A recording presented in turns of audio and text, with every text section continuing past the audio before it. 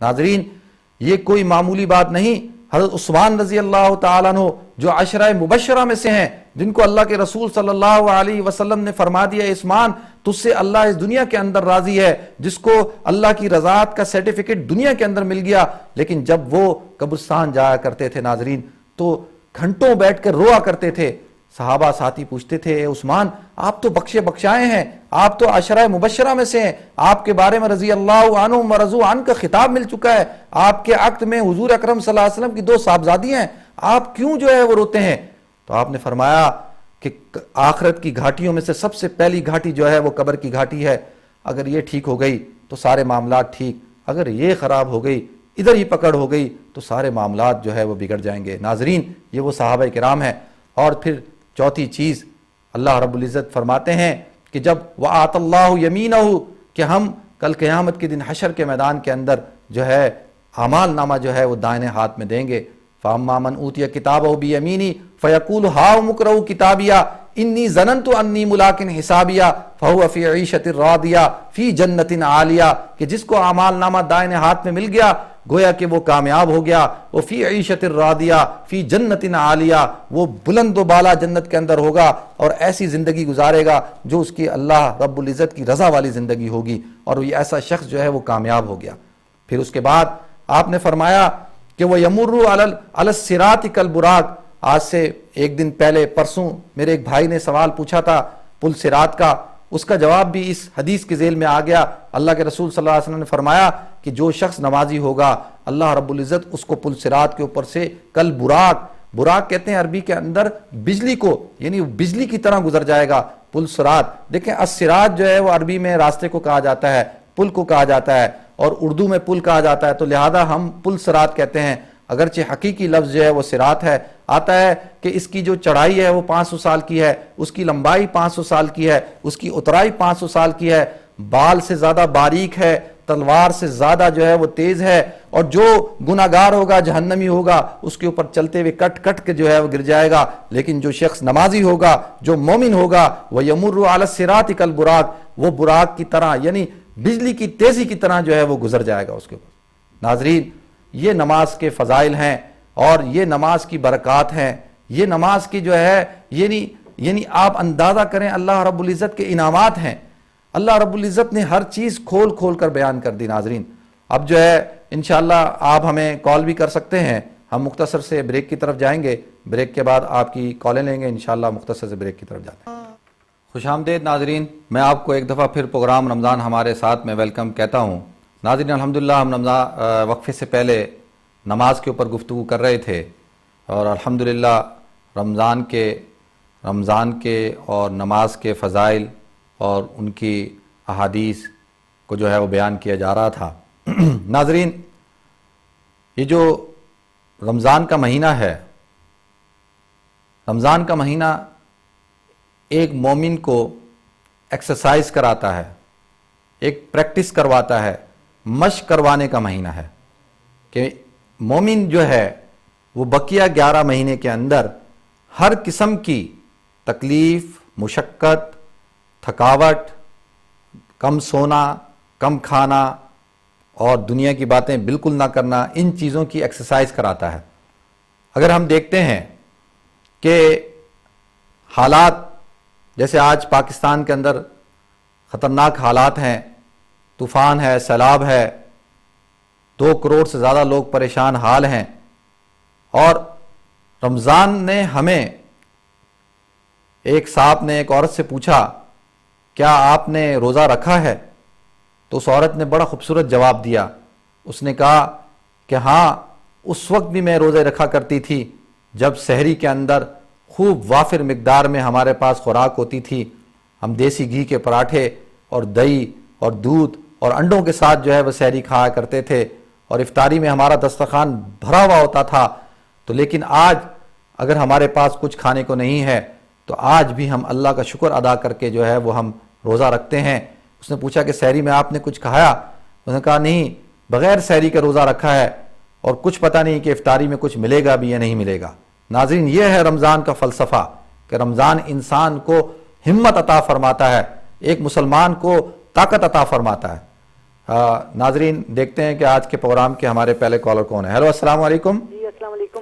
جی آپ ذرا زور سے بولیں, آپ کی آواز نہیں آ رہی. جی فرمائیں. جی السلام علیکم. جی وعلیکم السلام. جی میرے سوال تھے, آپ کو رمضان مبارک ہو, آپ کا پروگرام بہت اچھا ہے. بہت شکریہ جی آپ کا. اللہ تعالیٰ آپ کو جزائے دے. آمین. اللہ آپ کو بھی جزائے خیر دے. بہت شکریہ میری بہن آپ کا. سب سے پہلے تو میں یہ کہوں کہ جو بچے بھٹک گئے ہیں, ایک جو سب سے پہلے جو میرا سوال ہے یہ دعا کریں جب آپ تو بچوں کے لیے کریں جو بچے بھٹک گئے ہیں اور غلط راہوں پہ جا رہے ہیں. جی جی ان کے لیے پلیز دعا کریں. جی میری بہن بہت زیادہ فکر ہے ہمیں بھی ان چیز کی, انشاءاللہ دعا کریں گے. بہت شکریہ جی آپ کی کال کرنے کا.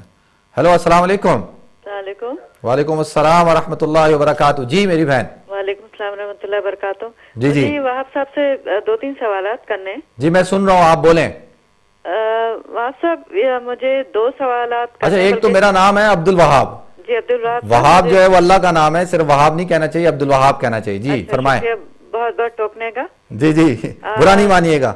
جی مجھے یہ ایک سوال تو یہ کہ دیکھیں تہجد کی نماز کے بارے میں مجھے پوچھنا تھا. جی کہ اگر کسی کو نیند نہ آئے یا یہ سوچ کے نہ سوئے کہ بھائی آنکھ نہیں کھلے گی تو کیا تہجد کی نماز ہو سکتی ہے؟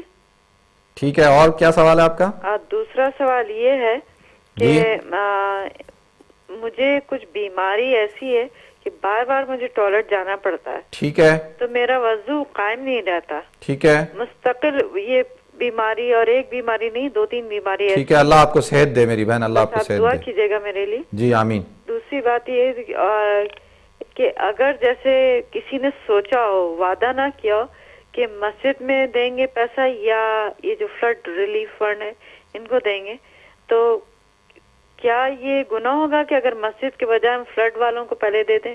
پاکستان کا فلڈ جو ہے. بالکل بالکل میری بہن, جواب دیتا ہوں. بہت اچھا سوال کیا آپ نے. آج کل بہت سارے لوگ یہ سوال پوچھ رہے ہیں. بہت شکریہ میری بہن آپ کی کال کرنے کا. تو میں ہولڈ کروں؟ نہیں, آپ پروگرام دیکھیں, انشاءاللہ میں جواب دیتا ہوں. بالکل. ایک اور کال لیتے ہیں. جی ہیلو السلام علیکم. السلام علیکم. جی ذرا مفتی صاحب سے بات کرنا چاہتا ہوں. جی میں آپ کی آواز سن رہا ہوں, فرمائیں جی میرے بھائی. اچھا مجھے آپ سے 2 سوال پوچھنے ہیں. ایک تو مجھے یہ پوچھنا ہے کہ ہم نے ایک زمین خریدی تھی تقریباً 2 سال پہلے, اور ہم اس کے انسٹالمنٹ میں پیسے پے کر رہے ہیں. ٹھیک ہے. تو ابھی تقریباً ہم نے 75% تک اس کی پیمنٹ کر دی ہے. ٹھیک ہے. تو ایسی صورت میں کیا ہم پہ زکوٰۃ لاگو ہوگی؟ ٹھیک ہے, اور کیا سوال ہے آپ کا؟ اور دوسرا سوال مجھے یہ پوچھنا ہے کہ نماز کے بارے میں بے قاعدگی رہتی ہے, قائم کرنے کی کوشش کرتے ہیں, مگر کسی نہ کسی دنیاوی معاملے میں پڑ کے وہ پھر چھوٹ جاتی ہے اور لاپرواہی ہو جاتی ہے. اس کے لیے کوئی آپ کے کوئی سجیشن ہو تو. ٹھیک ہے بالکل جی, میں آپ پروگرام دیکھیں انشاءاللہ بتاتا ہوں. جی بہت شکریہ میری بہن, میرے بھائی آپ کی کال کرنے کا. سوری جی. اچھا یہ میری بہن نے کہا کہ جی آج کل جو اولادیں بگڑ رہی ہیں, نوجوان نسل بگڑ رہی ہے, اس کے لیے دعا کریں. انشاءاللہ میری بہن ہم دعا بھی کریں گے, لیکن ساتھ ساتھ جو ہے دوا کی بھی ضرورت ہے. ہمیں چاہیے کہ اپنے جو ہے اپنی نوجوان نسل کو, اپنی اولادوں کو جو ہے وہ دین کی تربیت دیں, ان کو حضور اکرم صلی اللہ علیہ وسلم کی سیرت پڑھائیں, ان کو اپنے اسلامی اخلاق اور اشعار اور جو ہے اسلامی جو ہے وہ عقائد اور آداب سکھائیں. انشاءاللہ دعا بھی کرتے رہیں, اللہ رب العزت ضرور ہماری سنے گا. پھر ایک سوال پوچھا گیا تہجد کی نماز. دیکھیں تہجد کی نماز جو ہے وہ اصول تو یہ ہے کہ وہ رات کو سو کر اٹھ کر پڑھنے کی ہے. لیکن اگر کوئی شخص جو ہے وہ 2 قسم کے لوگ ہیں. ایک یہ ہے کہ وہ کہتے ہیں جی ہماری آنکھ ہی نہیں کھلتی تو ہم کیسے پڑھیں, ہم تو تہجد سے محروم رہتے ہیں. تو ان کے لیے تو یہ ہے کہ جب وہ سونے لگیں تو سونے سے پہلے تہجد پڑھ لیں, تھوڑی دیر لیٹیں, آنکھیں بند کریں, کوشش کریں ایسے کہ جیسے سو گئے, اور پھر اٹھ کر وضو کر کے تہجد پڑھیں. انشاءاللہ اللہ رب العزت ان کو ثواب عطا فرمائیں گے تہجد کا. دوسرا یہ ہے کہ کوئی شخص ہے اس کو نیند ہی نہیں آتی تو وہ بھی اسی طرح سے کر سکتا ہے, لیکن بہتر یہ ہے کہ تھوڑا آرام کرنے کے بعد اٹھے جائے, تہجد پڑھی جائے. اور تہجد کے بعد حضور اکرم صلی اللہ علیہ وسلم کی عادت شریفہ یہ تھی کہ آپ تہجد پڑھنے کے بعد پھر آرام کرتے تھے اور پھر آپ فجر کے لیے اٹھتے تھے, کیونکہ آپ چاہتے, یہ ایک سبق تھا کہ کہیں ایسا نہ ہو کہ تہجد پڑھنے کے بعد اتنی تھکاوٹ ہو جائے کہ آدمی فجر ہی نہ پڑھ سکے. تو لہذا تہجد کے چکر میں فجر جو ہے وہ فوت نہیں ہونی چاہیے. فجر ایک مستقل طور پر فرض ہے, اس کا اہتمام ضروری ہے. تہجد کی بھی بہت زیادہ فضائل ہیں, اور رمضان میں تو ویسے ہم سحری میں اٹھتے ہیں, تہجد پڑھ سکتے ہیں الحمدللہ. پھر اسی طریقے سے سوال پوچھا کہ جی کوئی معذور ہیں اور ان کو بار بار باتھ روم جانا پڑتا ہے. دیکھیں کم سے کم جو ہے وہ اس کو ہم شریعت کے اصطلاح میں معذور کہا جاتا ہے. یہ شخص جو ہے وضو کر لے, وضو کرنے کے بعد اور جو ہے وہ لباس بدلے اور جلدی سے مختصراً جو ہے وہ فرض نماز جو ہے وہ پڑھ لے. جتنا مختصر ہو سکتا ہے فرض نماز پڑھ لے, کیونکہ اس کو بار بار باتھ روم جانا ہے. اور اتنا بھی اگر وقت نہیں مل رہا تو پھر وہ معذور ہے، اور کوشش کرے کہ جو ہے وہ اگر ناپاکی کی حالت میں یعنی پیشاب کے قطرے یا اور کوئی ایسی چیز ہے تو وضو کر لے، کپڑے بدلے اور نماز پڑھ لے، اور اس کے بعد جو ہے وہ پھر دوسری جب نماز پڑھے گا تو اس کے لیے دوبارہ اس کو وضو کرنا ہوگا، اور جو ہے دوسری فرض نماز کے لیے، اور پھر جو دوبارہ جو ہے وہ کپڑے بدلنا ہوں گے۔ اسی طریقے سے جو ہے وہ سوال پوچھا گیا ہے کہ جی مسجد کو پیسے دیے جائیں یا آج کل جو ہے پاکستان کے اندر سیلاب آیا ہوا ہے ان کے متاثرین کو دیے جائیں۔ دیکھیں میرے بھائی، میری بہن، مسجد کو پیسے دینا بھی ایک بہت بڑی عبادت ہے، لیکن اس وقت جو اشد ضرورت ہے وہ ہمارے مسلمان بہن بھائیوں کو، بچوں کو بہت زیادہ پریشانی ہے، وہاں پر بچے بیمار ہیں، کھانے کو نہیں ہے۔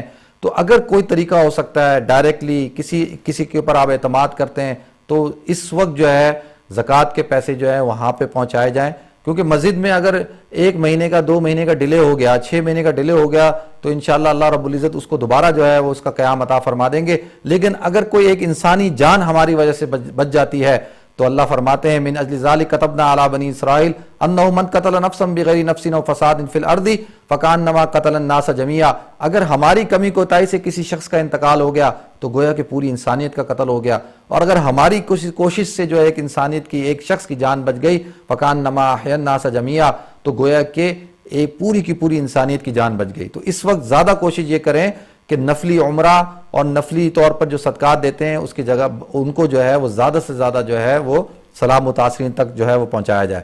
اسی طریقے سے میرے ایک بھائی نے سوال پوچھا کہ زمین جو ہے وہ قسطوں پہ لی ہے اور 75% جو ہے انسٹالمنٹ وہ دے چکے ہیں، تو دیکھیں میرے بھائی اگر وہ زمین آپ نے اپنے رہنے کے لیے، گھر بنانے کے لیے لی ہے تو پھر تو اس کے اوپر زکوٰۃ نہیں ہے، اور آپ اس کے اوپر آپ پہ زکوٰۃ نہیں ہے۔